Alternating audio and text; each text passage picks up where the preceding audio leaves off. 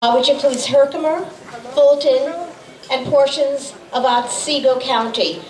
Constituents, can you raise your hand if you're here from that area? Thank you. He is the ranking minority on the Assembly Economic Development, Job Creation, Commerce, and Industry Committee, and serves on the Assembly Agriculture, Higher Education, and Insurance Committees. Very important to us, you know, the Insurance Committee. He was appointed in 2006 to the Assembly Minority Task Force on Hunting and Fishing. I must admit, I've never done either one. Jewish girls from Long Island are into hunting or fishing, sorry. And he's on the Assembly Minority Task Force for Small Businesses. He is one of the very few Assembly members to staff and operate 2 district offices within his Assembly district, which underscores his commitment to local constituent service. Previously, Mr. Butler served 2 terms in the Herkimer County Legislature. In 1993, he was elected majority leader of that body. Prior to that, he was a Newport Village trustee and also served as the village's deputy mayor. A lifelong resident of the beautiful Mohawk Valley, he currently resides in the village of Newport. Yes, it is beautiful. Applaud yourselves. I put beautiful in it. It wasn't in his bio. He resides there with his wife, Susan. They have 2 children, Caitlin and Jeffrey. It is truly my pleasure to introduce Assemblyman Marc Butler.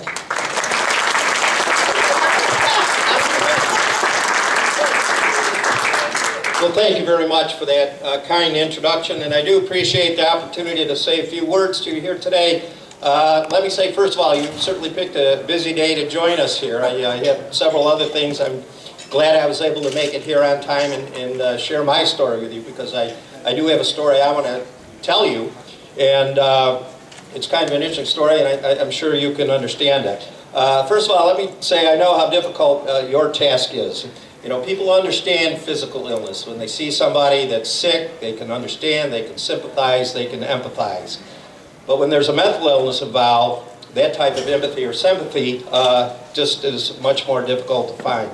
Some 27 years ago, my wife and I adopted a beautiful blonde infant. She was a girl that we determined would have everything she ever wanted.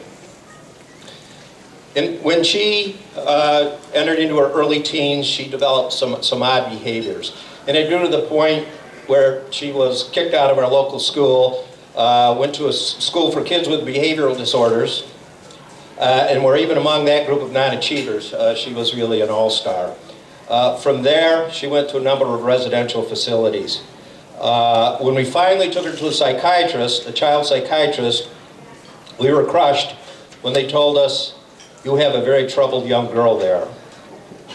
And that began a long and painful odyssey for our family. And there were times that we believed, when she was under our roof, that our lives and sometimes our own safety were in jeopardy. We fought over clothes, over what TV show we would watch, over what we would eat for dinner, over what time to go to bed and what time to get up in the morning. And I don't want to belabor the point, but the most wrenching emotional moment of my life was when my daughter turned to me with tears in her eyes and said, "I don't want to be like this." Thankfully, she's now 27. She's developed coping skills. She's leading a very positive, very normal life, and we're thankful for that. But some of the damage that occurred involved our adopted son, Jeffrey, who was just 3 years younger. He, to this day, he's a very compassionate, very fine young man, but to this day, he is very angry and bitter with his sister for stealing what he felt was a part of his own childhood. So there was damage that occurred with our daughter's mental illness that went far beyond the immediate impacts. And we're still, I don't want to say paying a price, but there are still things that are being settled up. We're actually now raising her 2 children, who are our grandchildren. So besides 2 children, we're now raising another family, a 5-year-old and an 8-year-old, and they are now the joy of our life. But the point of the story and why I'm here and why I'm happy to have the opportunity to speak to you, because I know that sometimes when you face these problems, you feel like you're alone, that there's nobody out there to help you. Been there, done it. And that's why I understand the services the state provides to you are so very, very important. And it's important that you're here, and it's important that you're giving a voice to the needs of the people you are involved with and you represent. I know this is a tough budget year. I know you're going to be fighting for everything that you feel you need to get the job done. And I want you to be assured that there are those of us in the Assembly and the Senate who understand what you're doing, why you're doing it, and why you need the help that you are asking to do that. So you have a friend and an advocate. Anytime I can do anything to help you, please don't hesitate to call.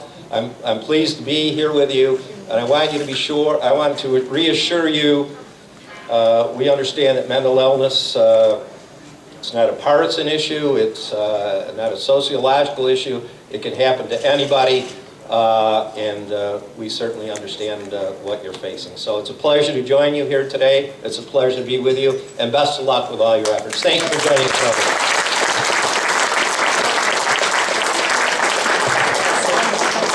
Thank you for sharing that with us.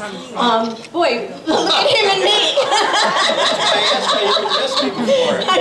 I want to say you brought up a very good point. Many of our people are our family members who've raised children with mental problems are now raising their grandchildren. We don't talk about that a lot.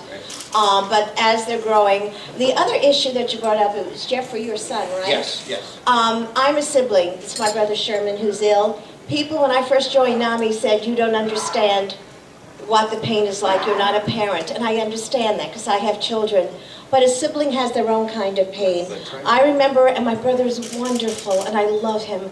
But I remember being ashamed to bring home teenagers. When you're a teenager, you're so sensitive because I didn't know how Sherman would act. So we all have pain. It's a very painful illness. And as you said, if God forbid someone has cancer or is bleeding, they recognize a physical illness. But if it's in the brain, there's still the old stigma, well, if you pull yourself up by the bootstraps, you could do better if you were a better parent. Who of us hasn't made a mistake as a parent, right? Parents are blamed for everything, you know, the old schizophrenic mother and all that. But I often say to the legislature, if the heart could get sick, the lungs could get sick, why not the brain? It's an organ, the brain could get sick too. So I thank you. I'm sorry for your pain, but with champions like you, we might make a difference. God bless you. Thanks very much. Thank you.